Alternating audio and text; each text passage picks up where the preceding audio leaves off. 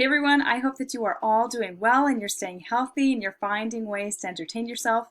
I, for one, miss you all like crazy. This has been such a wild time. But because we're in such crazy and unprecedented times, I figured I'd better put together a slideshow that explains some of our upcoming changes as we transition to online learning. So in this presentation, I'll talk to you about some of those changes, but then I'll also talk about things that you can do to be successful as we figure out this online learning. So first, I just wanted to explain some things that I need from you in order to be successful. So first, I need you to be patient with me. Please keep in mind that this is new for me too. I've never taught anything online, and I have experienced some growing pains. There are some things that are kind of difficult to figure out at first. So as I try to figure things out, please be patient with me. Next, also be flexible. I'm going to be trying some new apps, some tools, and different strategies just to try to make this online experience a little bit easier for all of us. Some of the things that I'm going to try will work really well. Other things might be a miserable flop. So again, be flexible and willing to try some of these new things with me. And lastly, I need you to communicate with me. If something is not going well, I need you to tell me. I'm never going to be able to know unless you shoot out an email or you give my school phone number a call. So please be willing to communicate with me so that I know what you need from me. I want to talk to you a little bit about some upcoming changes. The first big change for our AP class is changes to the gradebook. Now keep in mind, this is not set in stone yet. However, our administration is talking about going to a pass-fail or pass-no credit system. This is going to be a pretty big change. We are having a meeting with the board early in April to decide if this is a for sure thing that we're going to do. So just keep your eyes on your email just for any upcoming changes or notices regarding changes to the gradebook. Next, some of you may have read my post on Google Classroom, maybe you missed it, but the AP board has decided that we're going to be taking the AP exam from home. Now, in order to promote academic honesty, they're not going to do any multiple choice questions. Instead, it's just going to be one free response question or FRQ. They have not told us what type of FRQ it's going to be, so it could be synthesis, it could be rhetorical analysis, it could be argumentation. We have no idea. So I'm still eagerly waiting for a post from the AP College Board as well. So as soon as I know, I'll let you know. But in the meantime, we are still going to take a lot of FRQ practice tests, all to prepare for the exam when it comes in May. Keep in mind though, a change that we're going to make is we would like you to create an alias so that when you write your AP test, you don't have your name on it. That way we can swap papers and we're going to have students score each other's work. So be thinking of a creative alias that you can use for your FRQ practice tests. Once you have your creative alias, you can send it to my email. Also, don't tell anybody what your alias is. That would kind of defeat the purpose of having an alias. Next, we are still going to be doing portfolio entries. I know that you're super excited for that. So still be reading and annotating all of the journals, essays, novels, and things like that listed on the outside readings document. You should still have access to that.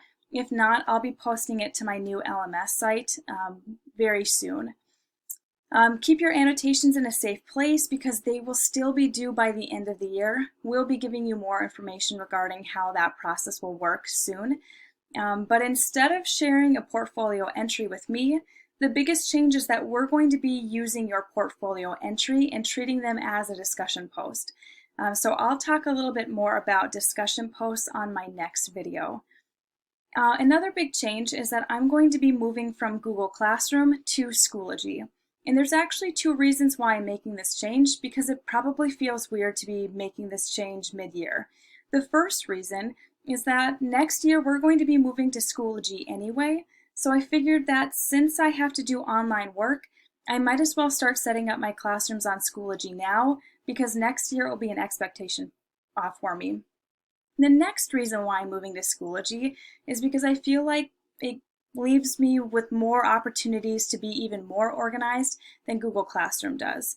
So I'm going to be just showing you what Schoology looks like. So I'm going to open it up. This is what my dashboard looks like. Obviously you'll have a different view, but I will show you your AP class.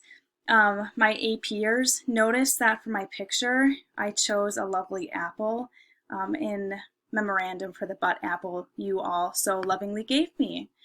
So this is what your class will look like. The 3 documents that are listed here, I'm always going to keep those at the top because they're going to be kind of like our never-ending assignments. They're always going to be something that you can work on there. So I have the AP outside readings listed, so you can just click on that so you know what you need to be reading for portfolios. But then, just to show you what I mean by Schoology allowing me to be more organized, is it allows me to create folders, and then as I click on these folders you'll be able to see that I can create folders within folders, and so it's actually kind of nice in terms of organization. So I'll have it posted by week just so that you know if it's March 30th, I know I have to open this folder. You can do a drop down select too, just so you can see what's in this folder. And just dropping down each menu will show you what's due here. So I'm going to open up these folders just to give you a rundown for the first week. So now that I've opened all of the drop-down folders for this week, you can see that I have everything listed for Monday. Here's my stuff for Tuesday, Wednesday, Thursday, and Friday. And so I'm hoping that this makes it everything easier to find so you know what you're supposed to be doing for every single day. And so that's why I've chosen to use Schoology during this transition period. I'm going to go back to our presentation. Some other big changes that you should be aware of is we are going to be counting your attendance in a different way. So anytime you miss a due date, you're going to be counted as absent. So it's going to be very, very important that you keep track of your due dates and you meet them, especially since I'm not really sure how you would fix that. When we miss normal school, it's easy for our mom to call in the school and say, oh, you know, so-and-so, my daughter had a doctor's appointment, and it's easy to make up those absences. But with online learning, it's hard to go back and fix missing a due date. So really be sure that you turn in your assignments on time. Another thing that you should know is that if you need to reach me, the best time to reach me would be during office hours. So my office hours are going to try to be consistent as possible. So I will be available to you Monday through Friday from 10 a.m. to 11 a.m. But then you can also reach me Tuesdays and Thursday nights at 5 to 6 p.m. But keep in mind, you can contact me at any point. We just set up our office hours so that if you have an immediate question, you can get an immediate response if you email during office hours. Again, you can email outside of office hours, but that might mean that you get a delayed response. So just be aware of that. Also, I'm going to be sending out a new lesson plan document. I know that I had an old one on Google Classroom for you, but this new one that I'm about to open up to you is the one that I want us to look at moving forward. So just a couple things with this document here. I accidentally linked the wrong link for you, but that's okay. Our AP calendar is going to be set up just like this 9th grade one is. And so you'll see that I have everything that you'll need to do for every single day listed here. It really looks like a lot, but my suggestion to you is to try to take this one day at a time. Anything that you see listed in blue will be an embedded link that you can actually click on, and it will bring you to a document that could be helpful to you.